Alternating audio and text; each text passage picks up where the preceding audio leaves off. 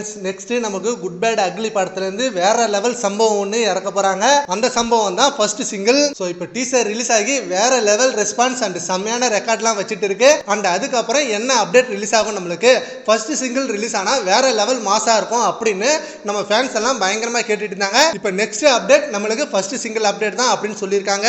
சீக்கிரமே அதுக்கான announcement release பண்ண போறாங்க. மேபி அது நெக்ஸ்ட் வீக் Thursday அன்னைக்கு தான் ரிலீஸ் ஆகிறதுக்கு அதிக சான்சஸ் இருக்கு அப்படின்ற மாதிரி நிறைய சினிமா ட்ராக்கர் சைட்ல இருந்து இந்த நியூஸ் இப்ப செம்ம வைரலா போயிட்டு இருக்கு. அண்ட் அதுக்கான அனௌன்ஸ்மெண்ட் வீடியோவை இந்த சண்டே ரிலீஸ் பண்றதாவும் இருக்காங்களாம். டீசரே நம்மளுக்கு வேற லெவல் சர்ப்ரைஸா இறக்குனாங்க.